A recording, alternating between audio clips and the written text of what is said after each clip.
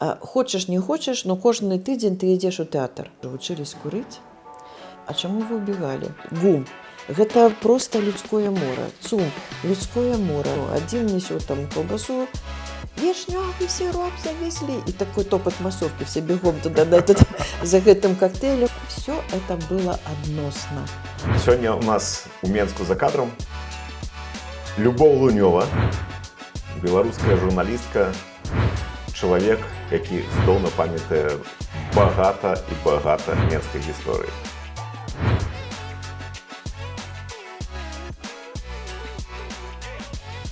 Добрый вечер. Добрый вечер. Часам, калі я чую, што людзі там ностальгуюць па савецкім часе, я думаю, што ўсё ж такі это ностальгія по свайму дзяцінству, калі ў цябе бацькі былі яшчэ маладыя, калі ўсё было такое, твои сябры былі ўсе жывыя. Натуральна, што ў юнацтве заўсёды і трава зеляней, і дрэва вышэй. Гэта безумоўна. Наколькі я памятаю, вы ў Менск прыехалі ў малодшай школе. Ну так, не адразу, бо мои бацькі скончылі Харькаўскі інжынерна-эканамічны інстытут і па размеркаванню трапілі на Донбас у меня стаіць нават у пасведчанні шахтаінком Янакіўскага района Сталінскай обласці, бо Донецк вельмі доўгі час называўся Сталіна. Так. І там жа в Янакіеве нарадзіўся Януковіч. Януковіч і касманаўт Берегавой. Там ёсць музей. Януковіч, дарэчы, там таксама музей. І калі бацькі адпрацавалі, прыехалі ў Беларусь, ну, я попала в рай. Але яшчэ раней мы прыязджалі там да дзеда з бабушкай, і я памятаю вот цягнік. Папа меня поставил на такой там, вот такая откидывается, такое креслице там. И я стояла, глядела в окно, и лес. И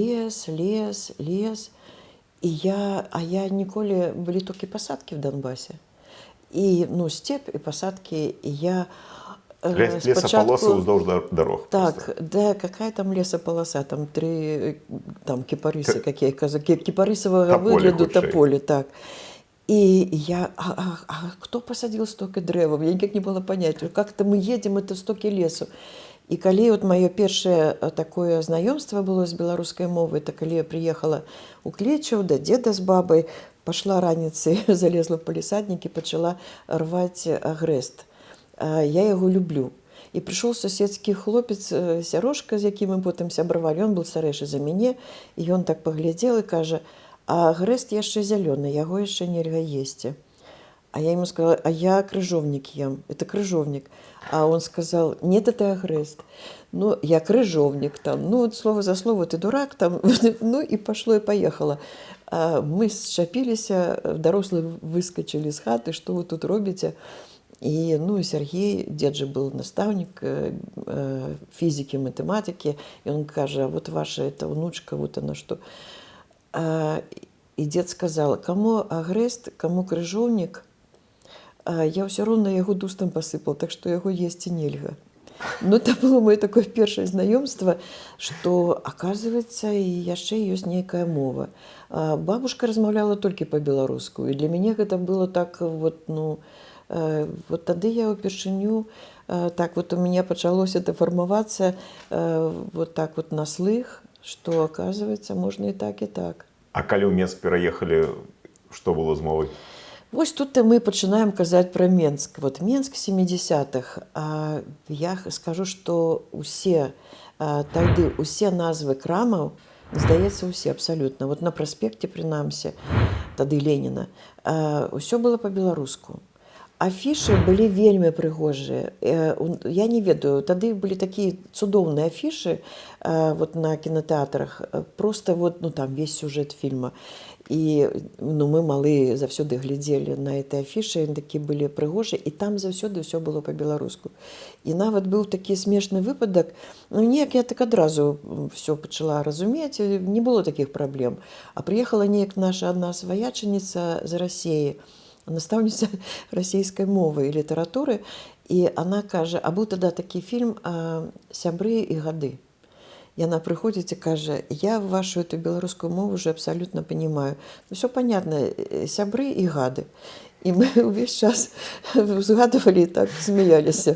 І нават памятаю, як стаяў такі натоўп мужчын каля кінатэатра «Мір», бо там быў такі вот гукаўзмацняльнік і слухалі трансляцыю футбола.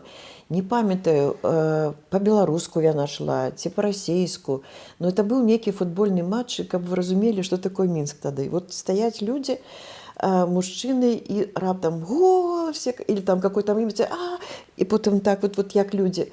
І я думаю, вот цяпер ужо, калі я сама журналістка, я думаю, якое трэба было мець майстэрства, каб па радыё всегда складаней, чым па тэлебачанню, перадаць, вот там апасны момент, вот там что такое, там он так вот казаў, і так, людзі это разумелі. Гэта унікальна ўвогуле. Каб яны эту всю карціну бачылі. Это ж вот якія майстры былі тады. І была такая перадача некая, барацьба там, ну, некая актуальная барацьба з несунамі. Вось кралі на заводах, там некія дэталькі выносілі, там яшчэ нешта. І вот там такі быў некі там прадстаўнік, не ведаю, можа, ў ВХС там, ці што там. І ён казаў, таким чином уже в конце передачи, что вот там-то затрымали такого-то, вот они там вынесли то-то и то-то, а ведь это вот каждый так вот вынесет, и сколько-то вот можно там целый трактор собрать, там и все такое. И потом наприканці он сказал, таким чином, товарищи, кто что заслужил, тот то и отрымае. И вот так вот зарабил. И тут падает сверху колосник прямо ему на башку. И водили у всех писать тлумачальные тому, что как это вот в такой момент, ну что это такое было. Это народ трясся, реально трясся. Бо это же были прямые эфиры. Не было ж тогда неких таких вот записов. На жаль, вам прыходзілася вельмі часта альбо пастаянна бываць не толькі на пратэсных акцыях, але і у камунікацыі з рэпрэсіўнымі органамі. Калі ўпершыню вам прыйшлося з гэтым сутыкнуцца? Насамрэч, яшчэ у тым Менску, пра які мы гаворым зараз. Вот, Менск 70-х. Менск 70-х, разумееце, вот колькі мне гадоў, што я памятаю, як міліцыянты ездзілі на матацыклах з каляскамі. І вот часам была такая, як зараз гэта называецца тусоўка, збіраліся людзі розныя, там нефармалы, каля філармоніі. І вот мы там, хіпаны там, дарэчы, прыходзілі з, як мы казалі, са слепянкі, там шарыкаў, как это казалі, там хлопцы з такімі каламі, там біцца з вот этими, з хіпарямі, там. Рознае было. Там в Мінске тады такое жыццё было цікавае в этом плане. І я памятаю, як аднойчы пад'ехаў гэты матацыкл, і нешта все так сарваліся, і мы з дзяўчатамі пабеглі. І мы бегали, а мотоцикл едет повольно, а мы утекаем по тротуару, и недзе там в районе ўжо вайсковых могілак, там, ну, и, конечно, гэтыя міліцыянты пахихикали, бо яны спокойно зашли во двор и спытали, девочки, а чему вы убегали? А мы нават не ведали, что сказать. И мы сказали, а чему вы за нами ехали? Не, ну мы убачили, что вы убегаете, мы поехали. Ну, просто так. Вам нечым заняться, ясно. И развернулись и уехали. И мне здавалася, што ўсе міліцыянты, яны такія, ну, такія вось, як у кіно, такія добрыя. Але аднойчы мы з маёй сяброўкай зайшлі ў царкву на плошчы Свабоды, у катэдру эту праваслаўную, просто паглядзець, што там унутры. Мы хадзілі, просто глядзелі на іконы. І вот калі мы выйшлі, да нас падышоў такі товарищ. И он спытал... Штатским? Так, у штатским. И спытал, девочки, а что вы там делали? А вот вы кто? Вы с какой школы? А с вами кто-то есть из взрослых? Вот что вы там делали? Вы комсомолки? Вы пионерки? Ну, ясно, что мы уже не пионерки. Ну, как-то мы так... Ну, моя подруга начала говорить, а вам вообще... Как-то она не растерялась. А вы вообще... Зачем вам это знать? И он так как-то достал ксиву какую-то такую красненькую. Вот так раз быстренько перед фейсом как-то так махнул. Так показываете. Да. И, ну, ясно, что это какой-то. Но мы не знали, кто там из КГБ, или там из милиции, там, или еще откуда-то. У нас школа была побольше за войсковыми могилками. И тому там так само была церква, вот это Александра Невского. Ну, что-то там нас никто ніколі не чапал. Было такой раз, что пришел директор школы и сказал, ну-ка, вучні 19 школе на выход. Кто-то поскардзіўся, что там вот збіраюцца. А ведаеце, такі тады быў час, а где было збірацца, вот подлеткам, напрыклад. А уже потым, калі ўжо пастарше, там кто-то пытался, уже вучылись курыць, и вот эти такие палёнцы там, а где-то рабіць. Вот вайсковыя могілкі, господи, могила, там помнік, и там Янки Купалы, там вот была такая могила у Схопчика, як зараз памятаю. Не ведаю, хто это был, ну, там же много было могилаў. Але там такі быў помнік, і такая штука была, там стаяла, ну вот не для свечкі, а штосьці такое, як фатаграфія, толькі гэта было такое з нейкага камня, і нават не ведаю. Туды хавалі пачкі цыгарет, як зараз помню, балгарскія стюардэса, БТ. Шыбка. То бок сам пакурыў, аставь таварышу, які туды прыйдзе, там будзе прагульваць урокі. Ну, нешта такое. Нават я это і не ўзгадывала, вот каб не вы, так і нават і не ўзгадала бы пра гэта. А што яшчэ абсалютна дзіўнае і незразумелае для сучасных людзей? Ну, дзіўна незразумелае, гэта, канешне, вот і гэтыя чэргі, да, вот як сёння патлумачыць маладому чалавеку, што, ну, жанчына как бы не было прынята хадзіць, тым больш у півбар. Такі півбары, это ж не такі, як зараз, вот как тут такая вот. Это такая тётка там наливала, дядькі такі прыходили там з воблай там, просто паговорить за жизнь, і там шмат што абмяркоўвалася. Ну, неяк жанчыны з такім вот выглядам праходзілі міма, у кагосьці муж там алкаголік туды захаживал, я так могла прийти там, а ну-ка давай иди домой. А так звычайна, ну как бы жанчыны туды не хадзілі.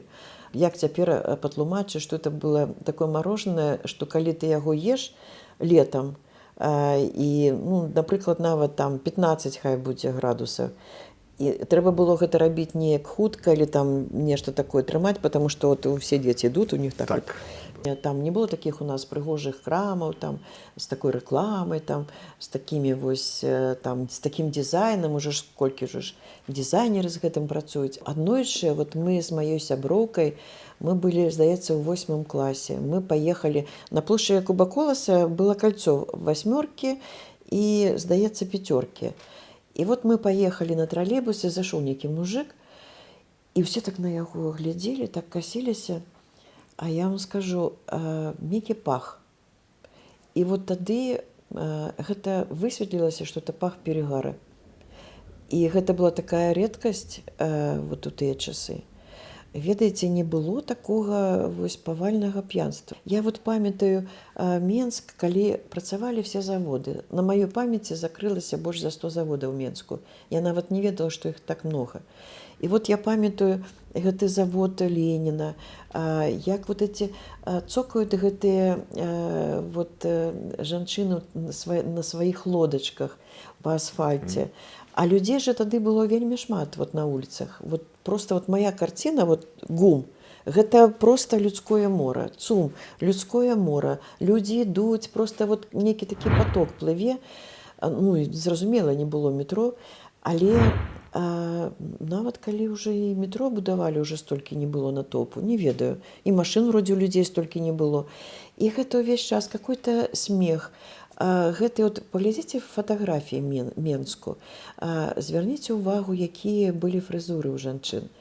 І я просто неяк размаўляла з дырэктаркай вот гэтага аб'яднання «Усход», і яна казала, што за савецкім часам, калі прыязджалі вот госці сталіцы, там яны ўсе адзначалі, што у нашых жанчын у всех просто цудоўныя фрызуры. Усе вельмі прыбраныя. Усе не выходзяць у людзі. Але нашы жанчыны заўсёды хадзілі, была такая мода заўсёды хадзіць у цырульню. Заўсёды. І мужчыны таксама. Заўсёды рабілі там нейкія фрызуры, там то французская лесенка, то там сасон, то там гаврош. І Бабетта і іншыя. Бабетта, это раней, тоже моя мама там з шиньёнамі. Але слухайце, зараз салоны прыгажосці на кожным кроку, а тады... а что-то вот не то. Вот ведаеце, тады майстроў было мало. Конечно, это была засада. Это вот были такие чэргі, что я увесь час со сваёй майстаркай, мы там у этой цырульні, жанчыны заўсёды змеюцца, бо калі вайшла мода на хімію, разумееце, перад 8 сакавіка это было нешта просто вот як дэманстрацыя. Шлі жанчыны там з заводаў, там отовсюду рабіць, а менавіта вот на свята уже эту хімію. Хімія трымалася там ад 3 месяцаў до полугода, як кому пашанцуе. И это же была такая смердючая штука. Она садилась, вот такой колпак, сидела там, и вот там казали, так, 18 минут, там, вам 11 минут и будем смывать, так, и потом там некая фиксация, еще нечто.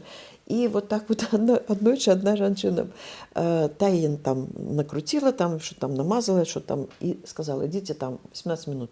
Та пошла, сидит, а тут коллежанка этой цирульницы, и так кажет, слухай, ты туда идешь, там вот такая в червоной кофточке сидеть.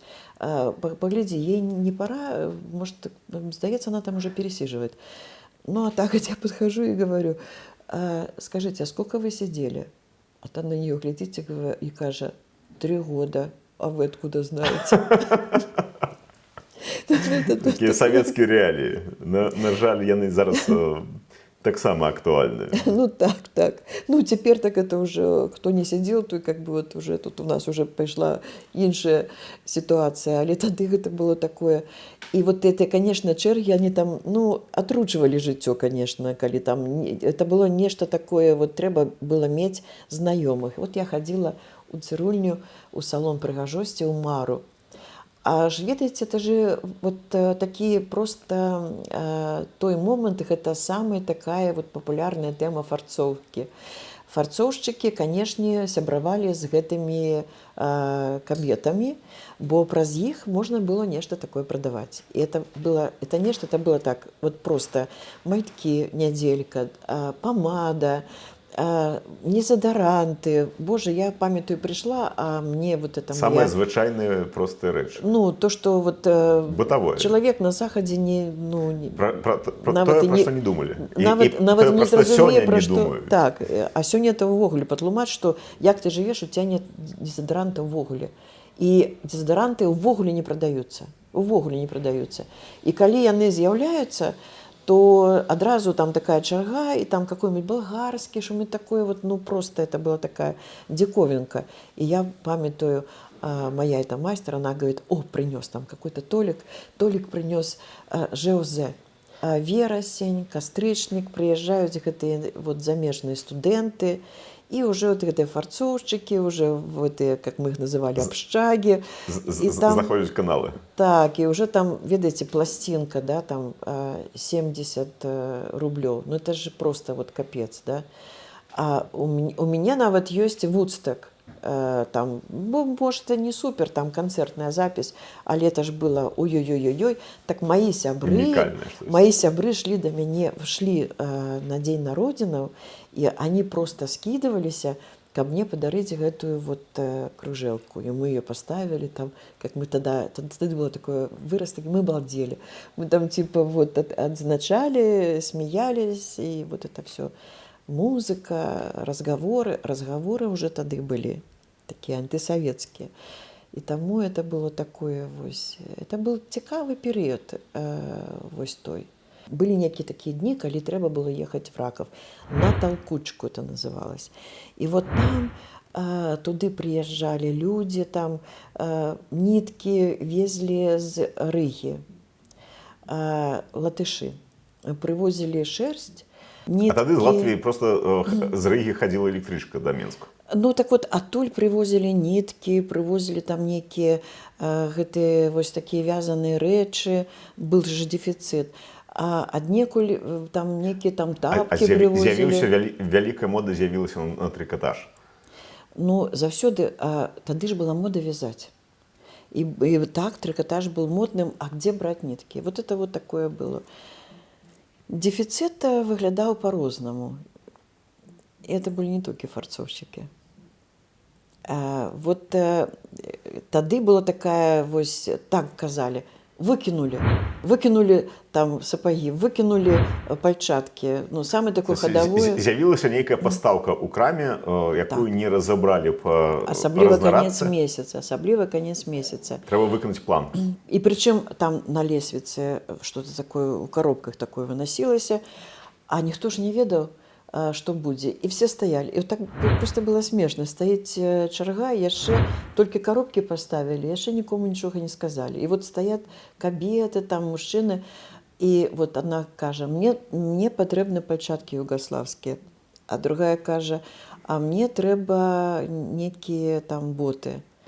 І гэта паралельныя чэргі. Это все в одной чарге, потому что ніхто не ведае, што будзе, кожны стаіць за сваім. А потым прыходзіць эта вось прадавачка і выставляет какие-мы такие, ну полуколхозанские такие туфли фабрики Цеба. То, что не трэба никому. Ну, фабрики Цеба тоже, ну, як бы импорт.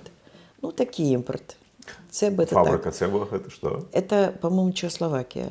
Что-то такое. Ну, румынская еще была, но самый цимус это была, конечно, Германия. Ну, какая Германия? ГДР. ГДР. И Югославия. Это югославская была самая лепшая.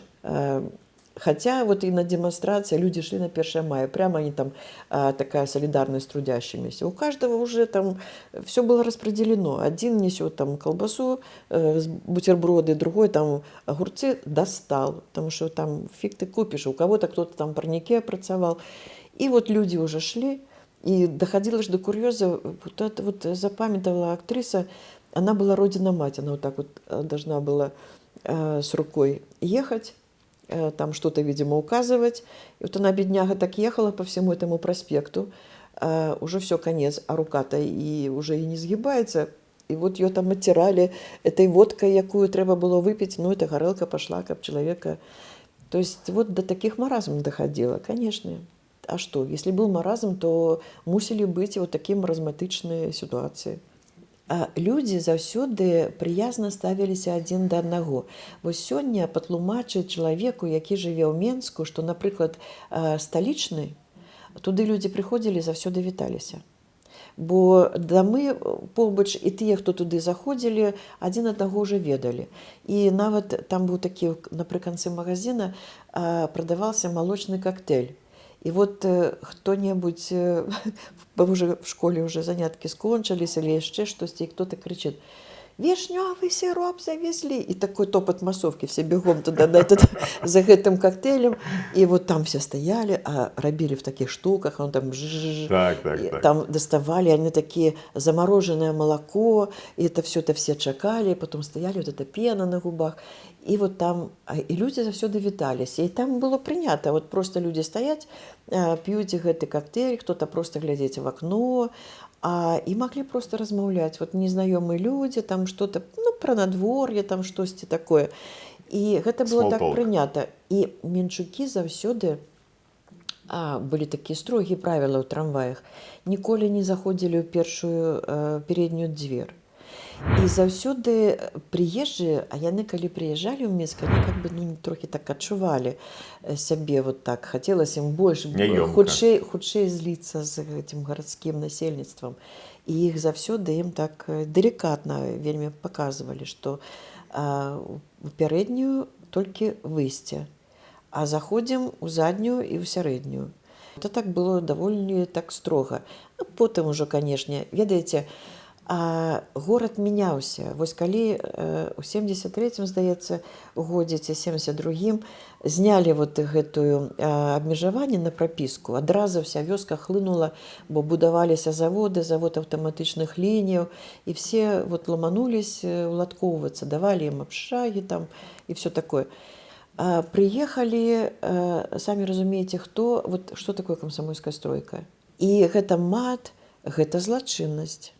Вот Салігорск будаваўся, спачатку там вот будаваліся гэтыя калійныя камбінаты, будаваліся дамы, а потым привезлі там же ж дадатковы там нейкія яшчэ камбінаты, прыехалі вот эти хімікі. І адразу всплеск вот этой злачыннасці, таму што, ну, а што ты зробіш? Возьмеце Донбас, такая ж сітуацыя. Хто будаваў вот всю гэтую прамысловасць, все гэтыя сціролы і гэтак далей, хто это все рабіў? І таму мы разумеем, чаму Донбас такі, як... Так это ў тым ліку, это, я бы сказала, першая прычына. а потым уже все другаснае. І вот в Менску таксама, ведаеце, якая была сітуацыя? Вот калі я вучылася, я думаю, гэта такі станоўчы момант быў. Хочаш, не хочаш, но кожны тыдзень ты ідзеш у тэатр з класам. У кагосьці маглі быць, у нас вот было там пару чалавек, у каго там, ну, бацькі, можа, так зараз бы мы сказалі, не самыя там лепшая, можа, сям'я, хаця вот это параўнанне з цяперашнімі часамі, я б сказала, можа, нават і ўзорнае.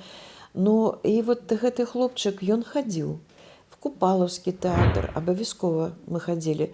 Разумееце, каб не моя бабуля з дзедуляй, я б, конечно, беларускую мову і ніколі б не засвоіла, таму што як ужо ў школе выкладаюць, так уже ж мы ўсе ведаем.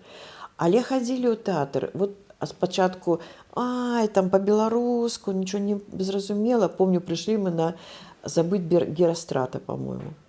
Па-беларуску. Спачатку першы 10 хвілінаў все такі, а потым сюжэт зацягвае, і ўжо все забываюцца, што это па-беларуску.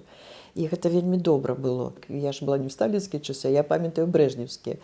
Калі ўжо вовсю хадзілі эти анекдоты, калі ўжо мы ж уже 60-е прайшлі, мои бацькі 60-тнікі. Ну што, моя мама хадзіла на такіх лодачках, вот з такой фрізуры. І я памятаю, как прыходзілі домой, ставілі гэтыя пласцінкі, как танцевали этот джаз и все такое. Ну, твист там. Это же... Так і показки нават показки. Василий Иванович и Петька, да, вот казалось бы, такие вот герои, вот, ну, просто это что тут говорить. Чапаев, Петька и Анка. Про Штирлица молчим, там, вот, все это такое. И это уже было таким, вот, разумеете, это уже все витало у паветры. И да, про прагрэс ты ніяк не спыніш. Я памятаю, як мне мой одноклассник, мой дружочек такі написал мне такими вот такой корешок, вот, где как сторонки, да, мне такой The Beatles. Ну, это же просто... Мы прибегали со школы, мы врубали вот это BBC, и вот калі этот вот Сева Новгородцев там и так далее, а оно же глушилось страшно. И кто-то же один тоже хотел подрыгаться, но он мусил трымать эту антенну, там такая вот фигня какая-то до карниза. И вот он должен был не шевелиться.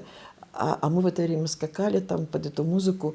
И, ну, а потом мы приходили там на пение, пели там «Взвесьте с кострами синей ночью», это же понятно. Но это все было уже, все это было односно. Вот это самое головное слово. Не ведаю, что были такие прям вот уже фанаты прямо вот этого. Все это было так уже со смехом, иронично, народ хихикал. Там вот это... И это таки был Минск, до речі. Он был таки, он был иносказательный, як зараз вот... Як выходили у 70-е хиппи, разумеете, это люди ведали, што з імі будзе. Іх же ненавидели гэтыя дружинники, это рабочие, там, скажем так, да, вот и казали, вот они, гады, расшатывают, вот они вот хотят, чтобы тут вот Америка была. Вот нічога ж не змянілася. Просто слово іншае. Карикатура уже нема ў газетах, а уже просто идут телеграммы, так? Але нічога ж не змянілася ментальна. Тое ж самае. И вот я и думаю, а те люди, які выходили, конечно, они там не революционеры, але они хотели показать, что мы хочем свободы. Мы хочем свободной творчести. Мы хочем писать и читать тое, что мы сами хочем. Як там пел один пародист, не глазами Сенкевича, клуба кинопутешествий, а своими. Вот чаму я тут нарадзіўся, і чаму я не магу нават у Балгарію з'ездзіць. Ну, то бок, уже люди пачалі про это думаць, і хтосьці мусіў это все показать, продемонстраваць. І гэта было... Яны таксама былі такія, я б сказала, смелыя і ахвярныя людзі. Маглі ж сядзець на сваёй кухні і далей слухаць свае пласцінкі. Але ж яны выходзілі, усім сваім выглядам паказваючы, што вот мы ёсць. А на них глядзелі, мы малыя глядзелі на эти хіпі, яны збіраліся каля цырку, там, они там по приколу, один с петухом ходил, про него потом фельетоны писали, но мы ходили, мы и хотели быть подобными на них. Студенты архитектурного факультета нашего политехнічного института апраналіся просто супер модно. І ўсе на них глядзелі, бо это былі такія клішы, там заплаткі, яны самі нешта такое вязалі, это былі такі вот, хадзілі на іх паглядзець. Ну, ведаеце, менчукі ўвогуле ганарыліся, да і ўсе беларусы ганарыліся тым, што ў нас вот гэтыя песняры, а песняры ж тады вот это ж было самы такі папулярны гурт у Савецкім Саюзе. І разумееце, вот такая з'ява. І я просто вот шкадую зараз, што вот ніхто, дарэчы, не напісаў нармальнага такого грунтаванага даследавання, што Мулявін ніякі вот не прадстаўнік расійскай эстрады. Ён абсалютна этнічны беларус. Ён родам з Беларусі. Увесь час гучала пра тое, што гэта расеец, які вывучыў беларускую і просто модно было, без акцента. Была мода фольклор, тогда все ж такі ў вышыванках былі, а насамрэч ён этнічны беларус. І вот нават ведаю аўтара, які мог бы пра гэта распавесці. Ёсць і фотаздымкі, і ягоныя сваякі працавалі ў філармоніі, дарэчы, былі музыкамі. Так что у яго это такое как бы генетычное, вот это вот такая и здольнасць, схільнасць да кампазіцыі, да вот всей гэтай.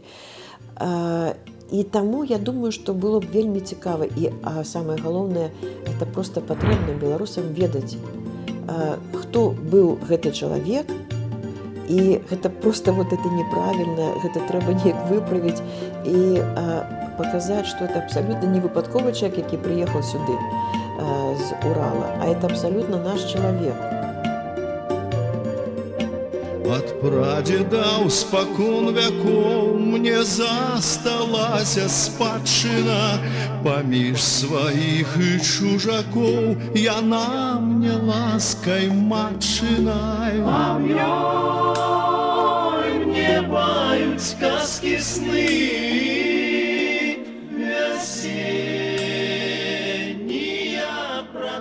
Спадарнік Львоў, дзякую вам вялізнае за размову. Дзякую, што запрасілі, было цікава узгадваць. Часам вельмі цікава, што-то такое згадваецца, пра што ўжо нават і не памятаеш, а тут бац, і такія всплываюць. Я веру, што цывілізацыя абавязкова пераможа, што мы абавязкова сходзім на спектакль Купалаўскага у Купалаўскім у Менску. Будзем старацца. Нам же трэба яшчэ дачакацца хаця бы, каб мы не сталі такой эміграцыяй, якая не бачыла ніякіх берагоў. Я думаю, што ўсё будзе добра. І ўсё залежыць ад нас, бо мы беларусы, і мы ўжо самі сабе і ўсяму свету даказалі, што мы нейкі такія асаблівыя.